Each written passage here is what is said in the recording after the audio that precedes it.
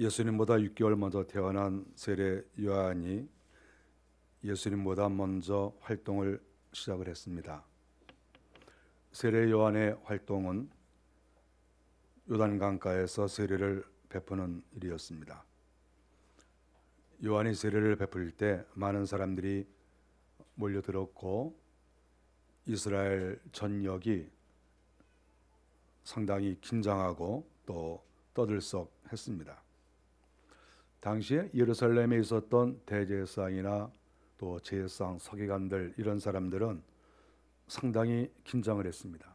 그것은 요단강에서 세례를 베풀 수 있는 것은 아무나 할 수 없는 것이고 정말 최고의 어떠한 하나님의 음성을 듣고 하나님께 사명을 받은 사람이 아니라고 하면 유대인들을 대상으로 세례를 베풀 수가 없죠. 당시 이스라엘 사람 유대인들은 다 성전에 속해 있었고 제사장들과 서기관들의 말을 다 듣고 그러고 살았습니다. 그런데 그러한 조직과 완전히 별개의 어떤 사람이 나타나서 세례를 베풀고 수많은 사람들이 몰려온다 했을 때 예루살렘의 교회의 그 담당자들이 긴장을 하지 않을 수가 없습니다. 그래서 19절에 보면 바리새파 제사장들과 레위인들을 세례 요한들에게 보내는 내용이 나옵니다. 주로 바리새파 사람들이 관심이 많았습니다. 사람들이 예루살렘에서부터 그 요단강까지 거리가 상당히 멀죠. 그런데 그 먼 거리까지 파송을 했습니다. 저 요한이라는 사람이 저 세례를 베풀고 있는데 저 사람이 지금 제대로 하고 있는가? 도대체 저 사람이 누군가? 저 사람의 정체가 무엇인가? 그것을 이제 사람들을 이제 보냈습니다. 그리고 요한에게 오늘 성경에 보니까 첫 번째 질문을 던집니다. 네가 누구냐? 이것은 굉장히 중요한 물음이지요. 네가 제사장이냐, 서기관이냐, 장로냐, 선지자냐? 도대체 네가 누구냐? 네가 누군데 우리의 모든 조직을 넘나들고 파괴하고 내가 스스로 이렇게 사람들을 모아놓고 세례를 주느냐? 도대체 네가 누구냐? 이렇게 질문을 했는데 그것은 당연한 질문이라고 생각합니다. 그 물음에 세례 요한은 나는 그리스도가 아니다 이렇게 얘기를 했습니다. 여기에서 네가 누구냐 했을 때 그 사람들의 관심은 네가 정말 그리스도냐? 이스라엘 사람들이 기다리고 있는 하나님께 기름 부음을 받은 그런 자냐 네가 도대체? 그렇지 않으면 어떻게 세례를 주느냐? 그랬을 때 그는 나는 그 주인공이 아니다. 나는 그리스도가 아니다. 이렇게 자기의 정체성에 대해 확실하게 말했습니다. 두 번째 질문은 그러면 네가 엘리야냐? 그렇지 않으면 네가 그 선지자냐? 네가 그 선지자냐? 여기서 정관사 더 이게 붙은 것은 이스라엘 사람들이 기다리는 그 선지자를 가리킨다고 볼 수가 있죠. 21절에서 그때 질문했을 때 세례 요한이 내가 그 사람도 아니다. 세 번째 질문은 그러면 내가 누구인지 말하라. 22절에 끈질기게 지금 요구를 하고 있는 것이죠. 이게 가장 중요한 것이니까. 누가 세례를 주느냐? 왜 세례를 주느냐? 이것은 정말 중요한 그러한 문제가 되겠습니다. 네가 누구인지 말하라. 이렇게 말했을 때 23절에 나는 이사야가 예언한 사람이다. 항상 우리는 그 근거가 성경에 있어야 됩니다. 하나님의 말씀이 항상 기초가 되고 말씀 위에 어떠한 사역이 이루어져야 되는 것이죠. 그랬을 때 그는 나는 이사야가 예언한 그 사람이다. 그러면 이사야가 어떻게 예언을 했길래 내가 그 사람이냐? 이렇게 우리는 말할 수가 있죠. 이사야 40장 3절에 보니까 주의 길을 곧게 하라고 광야에서 외치는 자의 소리가 있다. 이렇게 말을 한 것이지요. 주의 길을 곧게 하라고 광야에서 외치는 자의 소리가 앞으로 있을 것이다. 이렇게 얘기를 했는데 지금까지 이런 사람들이 없다고 봐야죠. 그런데 요한이 바로 내가 그 사람이다. 이렇게 얘기를 했습니다. 네 번째 질문을 또 합니다. 25절에 네 번째로 네가 그리스도도 아니요 엘리야도 아닌데 어찌하여 세례를 주느냐? 이제는 네가 왜 세례를 주느냐라고 하는 부분에 또다시 질문을 던집니다. 요한이 그때 대답을 했습니다. 나는 물로 세례를 주거니와 너희 가운데 알지 못하는 한 사람이 있으니, 여기에서 너희 가운데 알지 못하는 요 가로 쳐놓고 너희 가운데 살고 있으나 이렇게 보면 더 좋겠죠. 너희 가운데 살고 있지만 너희가 알지 못하는 한 사람이 있다. 그러면서 그분은 곧 내 뒤에 오시는 그분이다. 그러니까 자기가 물로 세례를 주는 것은, 이것은 하나의 출발점이고 진짜 세례가 있다는 것이죠. 그러니까 나는 물로 세례를 주는데 이건 출발이다. 이거는 씻는 것이다. 진짜 그분이 오시는데 그 주인공은 진짜 자기 자신도 세례를 받고 그분도 세례를 줄 것이다. 이렇게 요한이 분명하게 말을 했습니다. 그러면서 27절에 나는 그의 신발끈 풀기도 감당치 못하겠다. 앞으로 오실 그이와 자기를 비교할 때 자기의 신분, 자기의 위치는 그분의 신발끈을 묶어주고 풀어주는 그조차도 할 수 없는 그러한 미약한 존재가 바로 나다. 자기 정체에 대해서 분명하게 가르쳐주고 있습니다. 사실 세례라고 하는 의미, 왜 세례를 이렇게 성경에서는 중요시 여기고 있는가 할 때, 세례는 단순하게 사람을 씻어준다 이 의미로 끝나는 게 아니죠. 세례를 줄 때에는 그 사람이 물속에 들어갔다가 나오지 않습니까? 그래서 이것은 침례라고도 말할 수가 있죠. 그래서 사람을 물속에 집어넣습니다. 이것은 사망을 가리키는 거예요. 너는 죽었다. 바로 그 말이죠.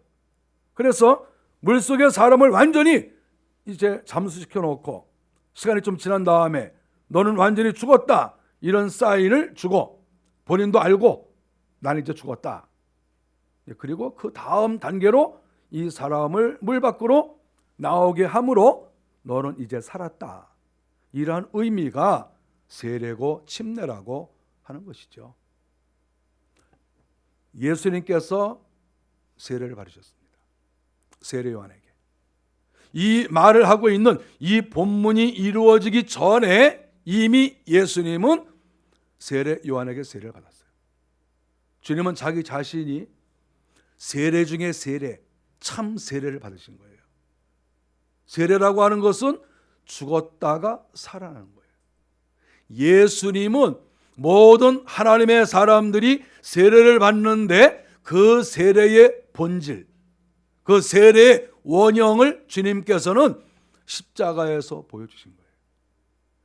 예수님께서 십자가에 달려 죽으셨다가 사흘 만에 부활하신 이것을 성경은 세례라고 이야기를 합니다.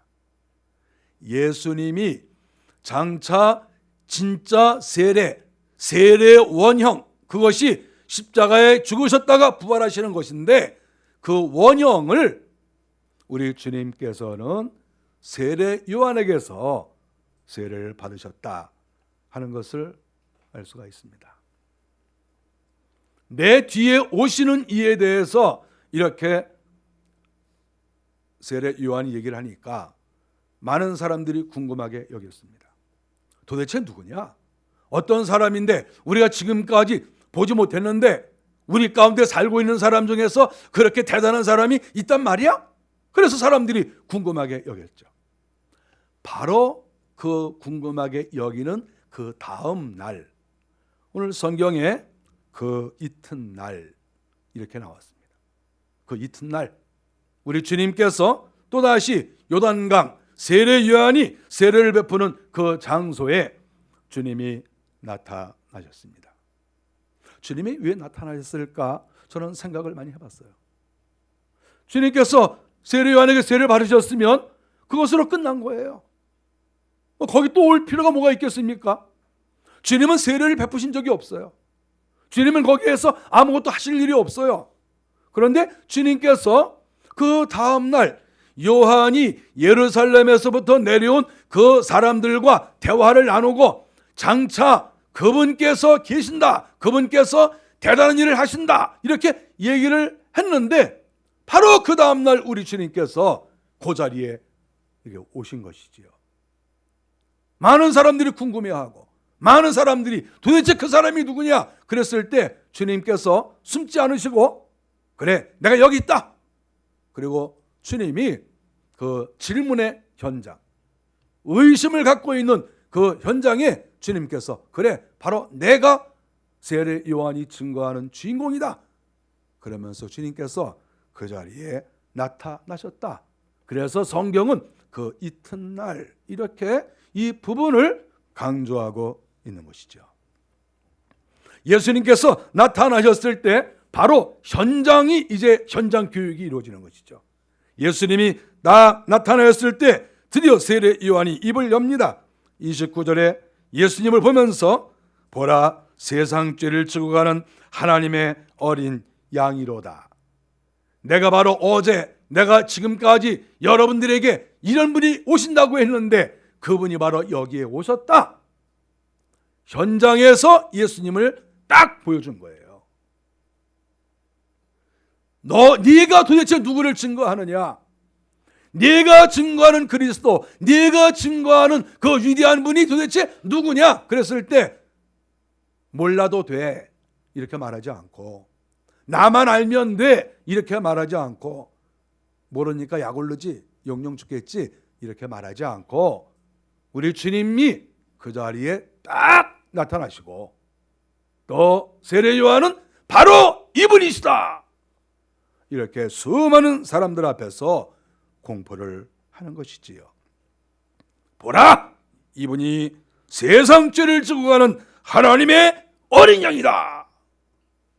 그 세례 요한의 큰 목소리로 수많은 사람들 앞에서 수많은 사람들 들으라고 그 주인공이 바로 오늘 여기 오셨다 이렇게 소개를 하고 있는 것이지요. 사람이 전도를 해도 이런 맛이 있어야 전도가 되는 것이고, 자기가 어떤 사명을 감당을 해도 자기가 증거하는 그 내용을 보여줄 수 있을 때 거기에서 힘이라고 능력이 나오는 것이죠. 어떤 것을 지도하는데, 예를 들어서 음식을 만드는 것을 지도하는데 이렇게 만들면 좋다. 정말 맛있을까요? 맛있어. 한번 해봐. 그러면 이게 감동이 잘 안 되잖아요. 그것을 가르쳐주는 사람이 재료를 다 이렇게 준비해가지고 자 봐라 이렇게 하는 것이다. 순서를 이게 딱 이렇게 해가지고 음식을 딱 만들고 자 맛을 봐라. 그랬을 때 먹고 정말 맛이 있네요. 이렇게 말하는 게 정상이 아닌가요? 그게 정상 아닌가요? 세례 요한은 그런 분이 있을 것이다 이렇게 말한 것도 아니고, 여러분 가운데 그런 분이 살고는 있지만 알려줄 수 없다 이렇게 말한 것도 아니고, 바로 그분이 너희 앞에 여기 계신다. 그분이 내 앞에 여기 계신다. 이렇게 당당하게 이야기를 했다 하는 것입니다. 여기에서 예수님만 나타나신 것이 아니라 예수님께서 세례를 받으시는 장면은 사실 마태복음 3장 13절부터 17절까지 나옵니다. 이 본문에는 그 내용이 나오질 않죠. 그래서 마태복음 3장을 이렇게 보면 예수님께서 세례 요한에게 세례를 이제 받으시는데 마태복음 3장 17절에 보니까 하늘이 열리고 성부 하나님의 음성이 들렸습니다. 지금 세례 요한이 예수님께 세례를 딱 이렇게 베풀고 있는데 하늘이 열린 거예요. 하늘이 열리는데 요한이 이 하늘이 열린 것이 보였어요. 하늘이 열리네. 내가 보던 하늘이 아니고 내가 보던 하늘 말고 다른 하늘이 보이네.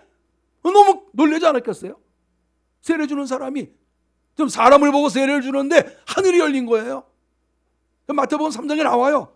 하늘이 딱 열렸어요. 그러면서 하늘에서 음성이 들려오는 거예요. 음성이 딱 들려오는데 이는 내 사랑하는 아들이요 내 기뻐하는 자라. 이런 음성이 보좌가 보이면서 거기에서 음성이 들려오는 거죠. 이는 내 사랑하는 아들이요 내 기뻐하는 자라.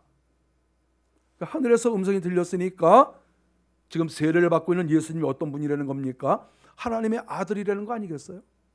이는 내 사랑하는 아들이요 내 기뻐하는 자라, 내 기뻐하는 아들이다. 이것이 저 하늘에서 하늘 아버지께서 하시는 말씀이에요. 그것을 요한이 직접 들었어요. 그러니까 자기가 세례를 베풀 때에도 확신이 있는 거예요.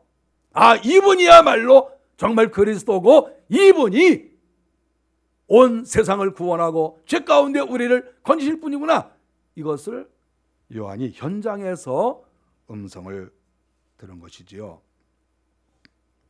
우리가 또 이 본문에서 눈여겨볼 것은 18절에 보면 예수님께 성령이 임하시는 모습을 보았습니다.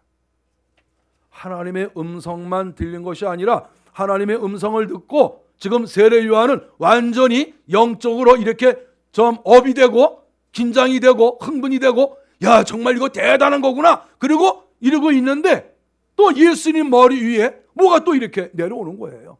그래서 자세히 이렇게 봤더니 성령이 이렇게 내려오시는데 비둘기 같은 성령이 예수님 머리 위에 또 이렇게 내려오는 것을 보았습니다. 성령이 오신 목적이 무엇이겠습니까? 성령은 그에게 힘을 주고 능력을 주고 함께 한다고 하는, 하나님께서 함께 한다는 사인이죠. 성령이 또 그 머리 위에 임재하였다. 이것이 마태복음과 요한복음의 내용입니다. 예수님이 세례를 받으실 때에는 이런 역사가 나타난 거예요. 얼마나 놀라운 일입니까? 이렇게 되니까 이분이 정말 진정으로 죽음에서 부활하실 수 있고 이분이 하나님의 어린 양이 될 수 있는 것이죠. 하나님의 어린 양이다. 사람의 죄를 지고 가는 하나님의 어린 양이다. 그랬을 때 당시에 서기관이나 바리새인들은 무슨 사람이 양이야? 어떻게 죄가 사해지려면 양을 잡아야 되는데 어떻게 사람이 양이 될 수가 있느냐? 이런 의문을 갖지 않았겠어요? 자기들이 갖고 있는 신학과 자기들이 갖고 있는 모든 것들을 다 뒤집어 버리는 그러한 말인데 그걸 받아들일 수 있겠어요? 그런데 그 가운데 하나님의 음성이 들리고 그 가운데 성령께서 그 머리 위에 충만히 임하시니까 세례 요한은 확신 있게 이거 진짜다.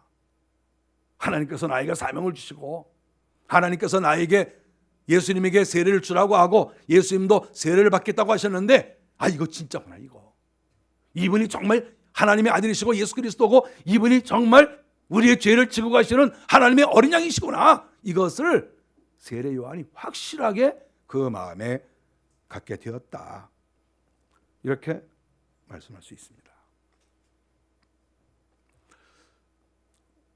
예수님께서 세례를 받으실 때 이때는 정말 우리가 감격스러운 것은 성부, 성자, 성령 삼위 하나님이 한 자리에 모이시고 또 한 사람에게 보이셨다고 하는 것은 영광스러운 일입니다. 하나님께서 저 성부 하나님이 음성을 들려주시고 예수님, 성자 예수님은 내 앞에 있고 그 위에 성령이 임하시고 성부, 성자, 성령이 지금 이 땅 가운데 모이신 거예요. 성부, 성자, 성령이. 원래 여러분이 성경을 보십시오. 성경을 볼 때 성부, 성자, 성령이 함께 말씀하시고 함께 역사하는 곳을 여러분이 쉽게 볼 수 없습니다. 예수님이 나타나시고 천사가 이렇게 나타나는 경우가 있고 또 성령이 역사하시고 예수님이 함께 하시고 이렇게 하는 경우는 있는데 성부, 성자, 성령이 한 자리에 나타나셨다. 이것은 엄청난 일입니다. 이 땅 가운데. 그거 없어요. 여러분 성경을 찾아보세요. 어디서 성부, 성자, 성령이 다 임재를 하십니까? 예수님께서 세례를 받으시는, 예수님이 죽으셨다가 살아나시는 것을 모범으로 보이는, 예표로 보이는 이 세례 가운데 삼위 하나님이 등장을 하셨다. 이것은 인류 역사상 아주 중요한 의미가 여기에 들어가 있는 것입니다. 성부, 성자, 성령이 함께 등장하시는 그런 성경 기절은 많지 않습니다.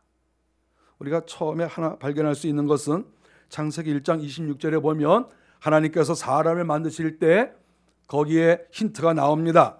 우리가 우리의 형상대로 사람을 만들자 그랬을 때 여기에서 우리가 우리의 형상대로 사람을 만들자 그러면서 성부와 성자와 성령이 함께 의논하는 이야기가 한 번쯤 이렇게 등장을 합니다. 그렇지 않겠어요? 우리가 우리의 형상대로 사람을 만들어 보자 그랬으니까 이것은 삼위 하나님이 함께 의논하신 일이에요. 그리고 그 하나님이 이 땅에 오셔서 정말 흙으로 사람을 만드시고 그 속에 생기를 싹 넣어주신 거예요. 이 생기라고 하는 것은 성령이라는 말이에요. 원어가 같아요. 그래서 생기가 싹 들어왔어요. 그러니까 만드시는 것은 계획은 성부 하나님이 하시고 만드신 것은 주님이 만드시고 생기는 성령은 또 이렇게 들어가 있으니까 사람을 처음 만들 때 그때 성부, 성자, 성령이 처음으로 이 땅에서 역사하신 것이 성경에 기록이 된 것이죠. 그리고 또 언제 기록이 됐나요? 성부, 성자, 성령이 함께 역사하신 적이 어디 있습니까? 우리는 또 하나 발견을 할 수가 있습니다. 성경 요한계시록 4장 1절부터 3절까지 보면 세상 종말에 대해서 이야기하는 내용이 나옵니다. 그때 사도 요한에게 이름 똑같이 요한이지만 세례 준 사람은 우리가 세례 요한이라고 하고 요한계시록을 쓴 사람은 사도 요한이라고 우리가 얘기를 합니다. 사도 요한에게 하늘에서 음성이 들려왔어요. 성부께서 말씀하시기를 그 음성이 가로되 이리로 올라오라 이렇게 음성이 들려왔어요. 요한에게 이리로 올라와라. 그것은 결국 요한이 장차 하늘나라에 올라간다는 뜻이 아니겠어요? 이 땅에서 영적인 구원을 받고 하나님 나라에 올라가는 그러한 일인데 성부가 요한에게 직접 너는 이리로 올라오라 이렇게 말했습니다. 성부의 등장이지요. 2절에 보면 내가 곧 성령에 감동하였더니 성령께서 하나님께서 말씀하시니까 즉 성부께서 말씀하실 때 성령이 역사해서 완전히 사도 요한이 성령에 충만해진 거예요. 성령에 완전히 감싸져서 충만한 상태에 이른 겁니다. 성령이 오셨죠. 그런데 4장 2절 3절에 보니까 그 보좌에 앉으신 이가 있는데 이것은 보좌에 앉으신 예수 그리스도를 사도 요한이 보았다는 거예요. 그러니까 사도 요한이 요한계시록을 쓸 때 이때 하나님의 음성이 들리고 성령이 자기 가운데 역사하고 예수님의 그 모습도 보고 성부, 성자, 성령을 다 보게 되었다. 이것이 요한계시록 4장의 내용이라는 것이죠.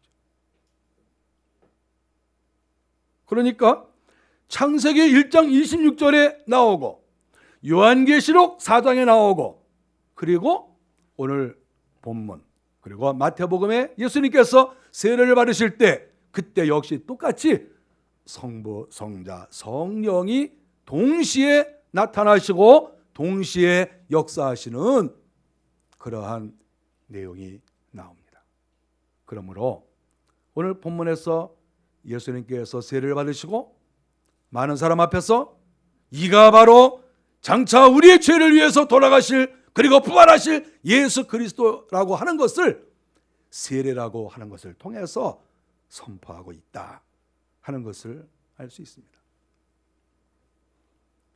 성부, 성령, 성자, 성령 이 삼위 하나님께서 이 땅에 내려오셔서 역사하실 때 어느 때 이렇게 내려오시나 참 궁금한 마음이 있어요. 우리 하나님께서 이렇게 삼위 되시는 하나님이 언제든지 내려오셔서 역사하시면 되는데 왜 어떤 때는 성자만 역사하시고, 어느 때는 성령만 역사하시고, 어느 때는 성부만 또 역사하시고, 어느 때는 천사만 오고, 다 따로따로 이렇게 활동을 하는데 어느 때 이렇게 성부, 성자, 성령이 함께 역사하셨나? 그것이 우리가 성경을 보면서 궁금한 마음을 가질 수가 있습니다. 다시 우리가 한번 보면 아담을 창조하실 때 아담을 처음으로 만드시는 것은 아담이라고 하는 그런 사람, 인류의 그 최초의 사람이죠. 첫 번째 사람.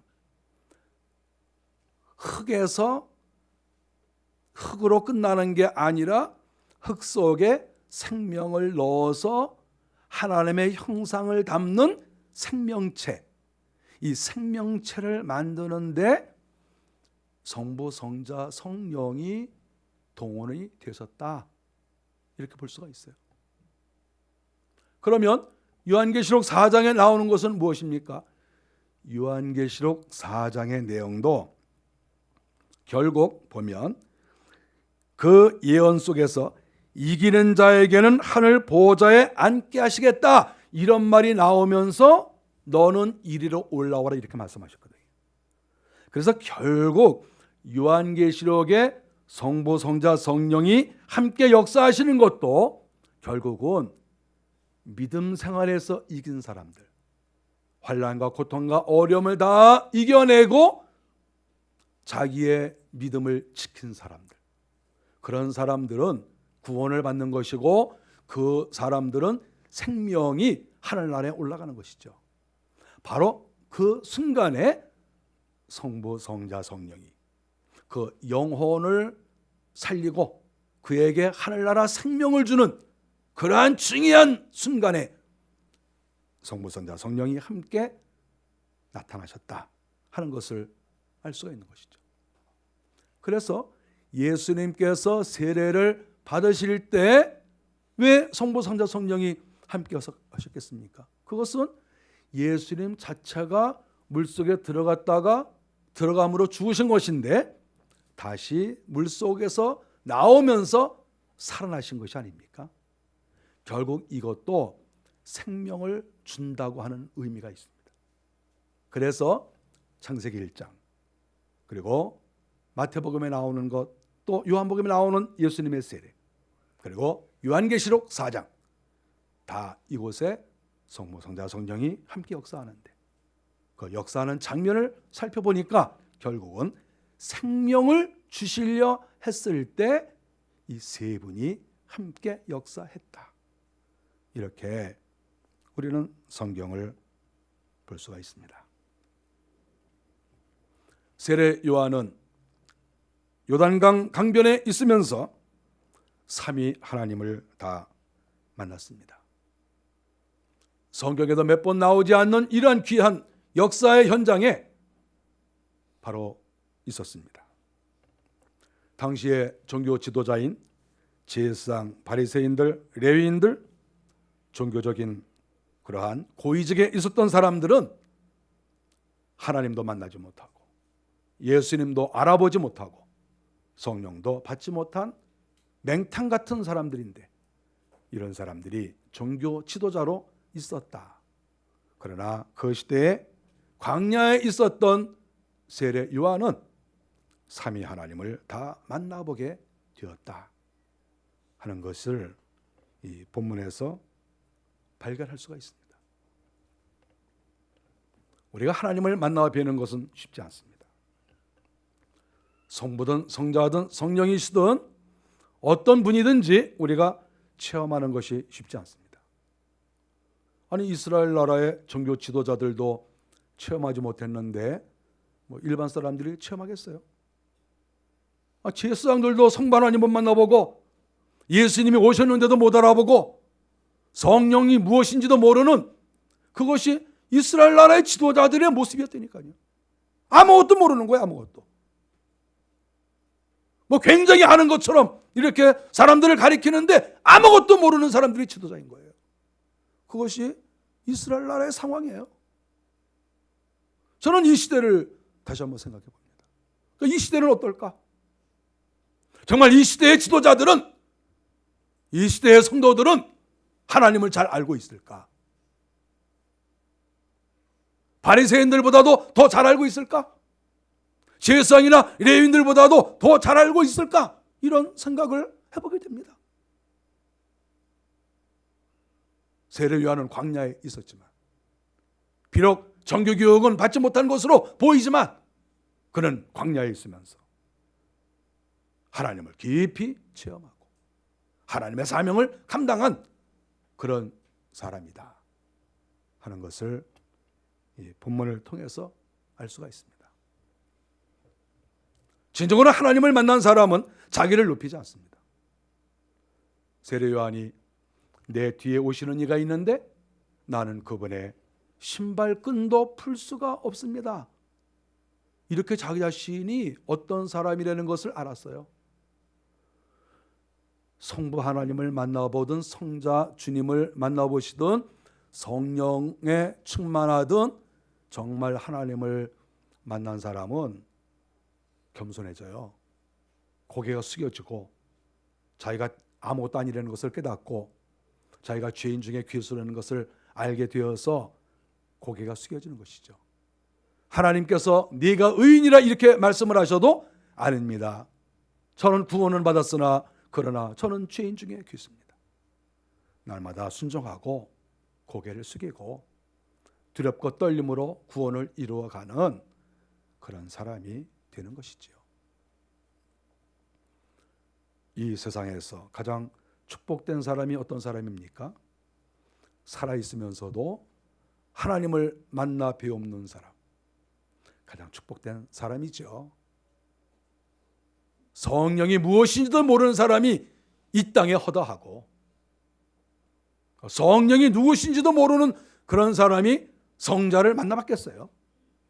성부 하나님의 음성을 듣겠습니까? 오히려 음성을 들으면 그게 이상하다고 비판을 받는 시대를 지금 우리가 살고 있어요. 물론 우리가 성부 하나님의 음성을 쉽게 들을 수 있는 게 아니에요. 또 성자 예수님을 보는 것도 그렇게 쉽게 만나보는 것도 아니죠. 성령의 은혜라고 해서 우리가 성령의 은혜도 그렇게 쉽게 받는 게 아니에요. 쉽게 되는 게 아무것도 없어요. 이스라엘의 지도자들이 아무것도 되지 않았는데 아니 우리가 뭐 그만큼 실력이 있어요. 그러니까 이론적으로는 성부가 계시고 성자가 계시고 성령이 계시고 주님께서 우리 죄를 위해서 십자가 달려 돌아가시고 그거 모르는 사람 없어요. 다 알아요. 다 아는데 그분을 깊이 만나는 그런 은혜는 우리가 쉽게 받지를 못한다.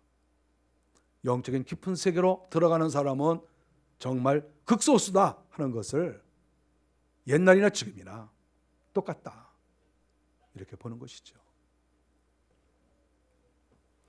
저는 정말 성도들에게 소원하는 것은 우리 하나님을 깊이 만나고 깊이 사귀는 그런 은혜가 있기를 저는 정말 바랍니다. 하나님은 우리가 죽어서만 만나는 분이 아니에요.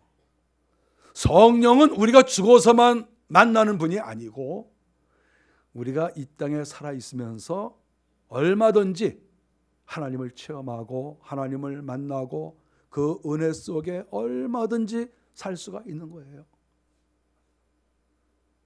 이 세상이 너무 어둡고 하나님을 믿는 사람이라 할지라도 너무 영적으로 어두워서 하나님의 임재를 체험하지 못하는 그런 가운데 살고 있는 것, 이것이 가슴이 아플 뿐이죠.